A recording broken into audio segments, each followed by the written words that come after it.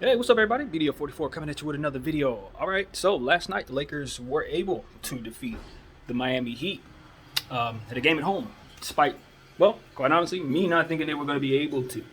To be honest with you, didn't get a chance to see it. I'm sure you guys would imagine most of the time that's going to be the case, but I did see highlights, and the highlights told me that, to a few things actually. First of all, guys stepped up. Malik Monk, Wayne Ellington, thank you. Those guys shot the ball very well, gave us exactly what we needed from role-playing perspectives. As I said in the previous video, I thought it would be a great time for Malik Monk to have a 30-point game. I said that in the video. I was like, it would be great if he can kind of go off and show us what he can do from a scoring perspective, because we're going to need it since we're so short at shooting guard tonight with Austin Reeves is going to be out, of course, and then Rondo, we found out, had the same exact injury. So we were going to need those guys to really do exactly what it is that they ultimately did for us, which was shoot the ball very well and be aggressive. And Malik Monk did just that. And some of the things that I also said in that video was that he was showing his basketball IQ and how above the fray that he tends to be in moments at a time. You can see glimpses of a very, very high IQ and understanding basketball player out there. He ain't just a shooter. He can do some things for you, and he's growing. So I thought we saw some of that yesterday as well. Very aggressive.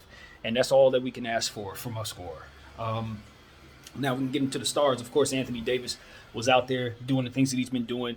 Rebounded the ball much better last night than what I'm used to seeing him do. I don't look at the stats. I know his stats show us that he's probably the best rebounder in the game. But what I'm looking for is better positioning situations, better boxing out circumstances like that don't necessarily show up in the box score that he tends to appear to be a bit deficient in. Those are the type of things that I'm looking for, and I saw a lot of progression in that area yesterday. He did a better job, to my eyesight, of rebounding the ball and making sure he took advantage of his size advantage out there. Bam Adebayo was questionable to start yesterday's game. We didn't know if he was going to play. He ultimately got out there and balled out, as we can expect from him when he's healthy. He's one of the elite centers in this league. He's already played in the NBA Finals. He's one of the best defensive players in all of basketball. Probably one of the more underrated players, period. So him playing well, going up against us, not surprising. What was surprising was to find out that Dwight Howard got fouled out in a matter of like 11 minutes or something like that. I don't know how he managed to do that, but Dwight Howard's having somewhat of a bizarre start to his season. Just personally, the way his season is going, it's a bit bizarre, bit off balance. I'd like to see him kind of get a little more comfortable out there, get back to being a Laker. So yeah, man, I just love the fact that our guards really stepped up, and of course we got to mention Russell, who had a really good game last night, kept his turnovers down. And gave us a triple-double, heavy on the rebounds, heavy on the assists. I think he came out of there with like 14 assists, just played a good floor game, and it was a lot better than we've seen from him as of recent. I personally think he's gonna play better without LeBron on the team sometimes, you guys. I think that's what we're gonna have to just kind of look out for, because I do believe that LeBron James puts a certain level of pressure on certain guys, and when the first couple of months of playing with him tends to be a bit more tight for players who are supposed to be his 1A or 1B or his number 2 guy, co-star, whatever. When you're first getting in that situation, they all went through it. It's an adjustment period, and there's a pressure that comes with just being responsible for making the right decision when that man is running down there with you. And when he's not on the floor, that pressure isn't there, and you don't have to worry about sharing ball handling duties with him. And that's what it comes down to for Russell Westbrook. He didn't have to wonder where he's going to be in the offense in times when LeBron James has the ball.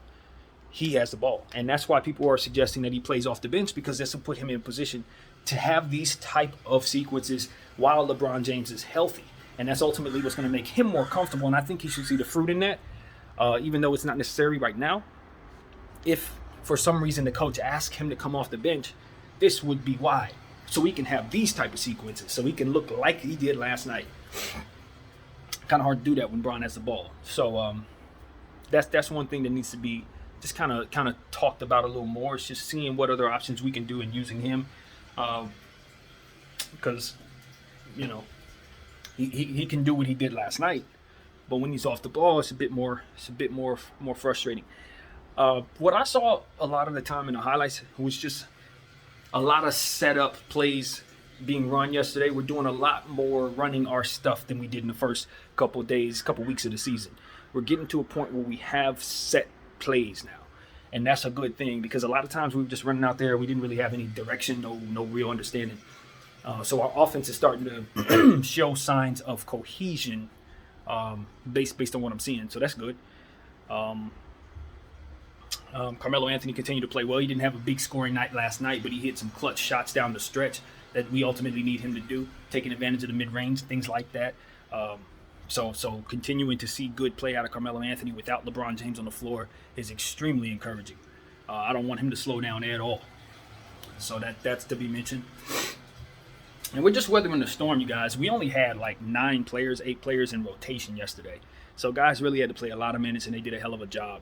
Everybody did. And that's what it is. We could talk about struggles. We could talk about this or that. But the injuries are so serious for this team right now to where just any bit of effort that they give you, anytime they can win a game against a playoff team like this, you need to stand up and clap. Because they don't have everybody out there, and they're working from a disadvantage because of it. Now, going forward, I heard some encouraging news about LeBron James. From what I understand, his recovery is going better than expected. Now, what does that mean? Does he come back sooner than they thought? Is it only going to be a 1-week thing? I don't have any idea. But that was encouraging to hear. If nothing else, that's what we want to hear. Same thing goes with THT. He's going to be coming back pretty soon, from what I understand. Hopefully, as soon as the next game. I don't know. I'm just speculating at this point, but we're closer to him returning. So that's the good thing. Guys are starting to get back into form. Guys are getting healthier. Even though we're having these injury issues, you're seeing us get closer to not having these be our reality. With Malik coming back, that's very important. Obviously now with Reeves going down, but I think those injuries are more so minor.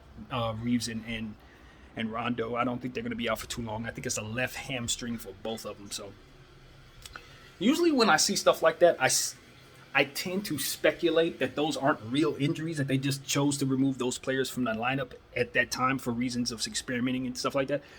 I think that's what the Lakers may be doing in certain situations because you just rarely hear about 2 players in the same position getting the exact same injury. Kind of strange. But whatever, could be what it is. Hopefully those guys get healthy either way. But I also understand that they're both our playmakers. So if you're removing our playmakers from the game, it does create some new things for guys to have to try to do. It does put the ball in Russell's hands even more so to be a facilitator when you don't have Austin Reeves and Rondo out there. So I'm speculating when I say this, but I have a feeling that was strategically done. Just my speculation, no information whatsoever on that. But Russie did a great job. He did a great job. He made sure guys got the ball.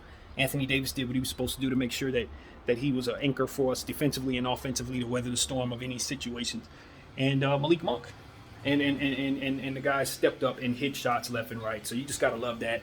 On the other side, you got to talk about the Miami Heat. I've already mentioned Bam Adebayo went off. It's very, very important that I mentioned Tyler Hero and how special his game has been to start this season. I don't know what award he would be eligible for, but that kid is something, 6-man, something, most improved, something. He's in that conversation for one of them awards because he's just playing too well not to acknowledge what he's doing. Now, that's a lot of guys up there who are playing well, coming off the bench and different things. But between him, Carmelo Anthony, think of a guy like Mo Bamba. I think he's coming off the bench. I don't know, but guys that are in lesser roles playing out of their minds, he's in that conversation for me for sure. So I definitely want to acknowledge that right now. Also, of course, me not seeing the game, I couldn't really tell you everything. Jimmy didn't have the greatest game. That kind of surprised me because I thought he would be going up against a team that really wouldn't have any answer for him. But he was a little quiet last night, and I think if he would have played better, maybe they would have got us. Thankful he didn't. So on and so forth. Yurt 7 is a guy I'd like to mention more. I always forget to mention his name, but he's the guy that plays center/power forward for the Miami Heat, who's been really showing me a lot since basically summer league. And I just want to give him some acknowledgement. The dude can shoot the 3. He can score on the inside. He's a very, very aggressive center, and he's another fantastic find for the Miami Heat to make their team as good as it's been. So Yurt 7. I'm very aware of what he does, and I like what I'm seeing out there and have since summer league. So that's important to say.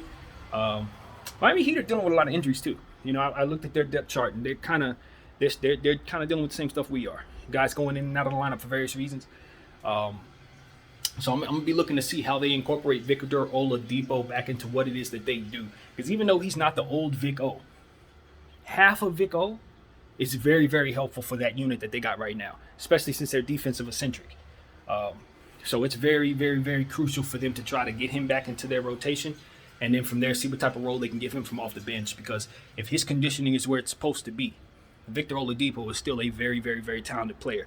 I look at a guy like Eric Gordon, even though they play very different styles, different everything, I look at him and say he's going to have that type of cachet and that type of role going forward, in my opinion. I don't think he's going to ever be a star again, but a shooting guard who's always going to be on the team, always able to make money, always able to help one way or another, I think that's where Victor Oladipo's headed. He's going to be that type of role player, high-level role player.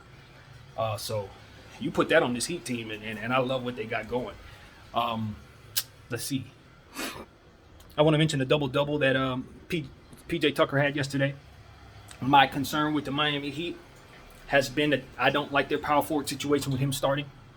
I think that he's a little too small, and they're leaving too much room for Bam Adebayo to have to do too much work. That is my opinion. However, he's played great. He has not been a problem at all, and I didn't expect that he would. My concerns is when it's time for championship time. Even though he literally just won a championship as a power forward, I think a lot of that has to do with the fact they had Giannis down there and a lot of the size, including Brook Lopez, stuff like that. Size that they don't have in Miami without Bam Adebayo. After that, we're looking at Dwayne Dedmon, Yurt Seven, guys like that, whom, of course, I appreciate their game. But when it comes to playoff time, you're going to need somebody with more size, more talent, in my opinion, to assist with that power forward position. Now, if the NBA and the Eastern Conference continues to go small, because I'm looking around the Eastern Conference and most of the teams don't have a real power forward.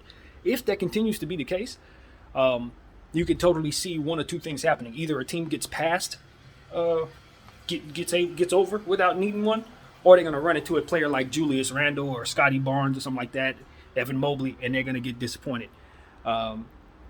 You're going to need, in my humble opinion, you're going to need a real power forward in the Eastern Conference. But there are a lot of teams out there who are contending who just, quite frankly, don't have one. So we'll see how that plays out. My theory is Miami doesn't have enough size, but they do play fantastic defense, and it matters. So, all in all, it was even more impressive that we beat them without LeBron James. With all of that being said, especially given the fact that Tyler Hero was on. And, I just look at the Lakers and I say this is one of those situations where it's kind of like the scenario I said, and I'm not entirely in love with. Russell Westbrook is going to get comfortable being the primary playmaker right now. He's going to do all the things that he does, looking like himself over the next several games while Bron is out. That's great because it's going to help us win games. That's not great because LeBron James is going to have a hell of an adjustment to make when he has to take the ball out of Russell's hands and then proceed to try to make this thing work again. After Russell now gets his feet wet being the point guard of this team in the way that he has, I think it could create even more of a frustrating environment for those two when LeBron gets back, given the fact that Russell's finding his rhythm as the point guard. So while it's going to help us win games, I do think ultimately it does nothing, literally nothing, for our chemistry in terms of needing those three, Bron, AD, and Russell, to get used to one another and playing with one another. I think we're finding ourselves in a situation where Russell Westbrook's getting comfortable, and that's not good. That's not good at all. I think Frank Vogel has a tough job ahead of him, and I think he's going to be the one to blame for all of this. Even though it's a collection of people's responsibility to make this thing work, I think ultimately it's going to be him who's going to be looked at and said, look, we need someone who has more imagination on the offensive end right now. We need somebody who's going to be able to get things out of guys and ultimately find ways to make us effective defensively in ways that maybe we're not able to show right now. And if he can't do either of those things, either get us better on the defense or offensive end, it's going to be him who takes the blame for it all. So it's tough, man. It's tough because I try to consider myself a savvy fan, so I don't want to sit here and say, "Oh, it's the coach's fault." I'm smarter than that, but at the same time, it's like you do get frustrated when you see certain things down there that just don't necessarily add up. when you know you have the personnel to do certain things and you're just not seeing it. And we had a lot of that to start the season. But I'm going to be patient. I'm going to encourage all of us to be patient as fans, and we're just going to appreciate the wins that we just got. You know, we just came off a win, so that's what we're talking about. We're not in a losing mentality today, but overall, there's just so much we need to work on. So much. Didn't get anything out of our centers yesterday. Of course, Dwight, as I said, got kicked out of the game early, fouled out. But we also, I think we got like 4 rebounds out of DJ. So I think it was more so small ball yesterday. We got away with it. I saw it in the fourth quarter, my favorite, not so favorite thing, which is us going small down the stretch of games. We did that and got away with it. So thankful for that. But I did see us have some rebounding issues down the stretch. Some if it wasn't for AD's great positioning, rebounding the ball, and Russell Westbrook continuing to crash the glass as he does naturally, obviously we would have had some more issues rebounding because of some of those same things I've been talking about for the last couple games. So hopefully we can start to see some improvement in some of that stuff and continue this winning. Now, I know we've been playing a lot of home games, Lakers, and a lot of people have been saying, oh, the Lakers' schedule has been set up for LeBron James to have an easy path. False. I've seen many a schedule in my life. When you have an easy schedule full of home games at the beginning of the season, do you know what that means? That means you got some long road trips near the end of the season when your legs are tired. That's what that means. That means you're going to be on planes during the dog days of the season. That's what that means. You don't want this schedule. This was not a schedule that was supposed to be in favor of the Lakers. The schedule was in favor of the narratives that surround the players on the team. That's what this schedule is about. It's making sure that we play all the teams that the NBA wants us to play early in the season before they, in theory, start getting injuries. Even though those injuries hit earlier this year, they still got a chance to see LeBron in Cleveland. You know what I'm saying? Russell against the Thunder like 3 times or twice. You know what I'm saying? There's certain matchups that they want us to play early so that they can get that revenue. I don't have a problem with it, but it does hurt us in the long term when you consider the various things that can keep a player out of the season. Out of games, COVID-19, injuries, etc. You just don't want to see yourself get all the easy games at the beginning of the season. That's exactly what it appears we have. Easy games in theory, but not easy at all because we didn't really have our stuff. So I'm here to tell all of us that this schedule is going to get tougher. We're going to have a lot of road games in the second half of the season. You're going to see a lot of road games. Guys are going to be on planes a lot. And that does often equal injuries. Games in Charlotte, games in, these various cities, Minnesota. Those are the games where you see guys go down. Those are the games where guys do too much trying to overcompensate for just the dog days in the season in general. It just seems so much basketball. It just gets to a point where it's like you don't like seeing schedules like this. I would much rather they give us all the tough games at the beginning of the season because we weren't winning them games anyway. We have a fit that wasn't going to work at least for a month. We all knew that. So if we could have got the Brooklyns and Golden States and all these teams that are going to be really, really good out of the way, and by the end of the season, you got a little soft schedule. You can go and play people like Detroit, Sacramento a little more. That'd be so much more my liking as a fan. And having us get these easy games, a couple OKC games early, a couple Houston games early, and then we got to play those teams at the end in their gym. Nah, I don't love it. So yeah, that schedule, a lot of talk about it. It ain't helpful. All it did was give us the narratives. So that's what I want to give y'all, man. I ain't got a whole lot to say in regards to any other teams in this video. It's a lot to say about the NBA, but I ain't been following it like that. I only been following my team this week. Just been way, way, way too much into the crypto financial space. Basketball's come second. I'm just trying to get to the money. So you know how that goes, man. But I'm definitely going to be continuing to give you guys what I have on the channel. And I thank you guys for watching. My name is BDF44.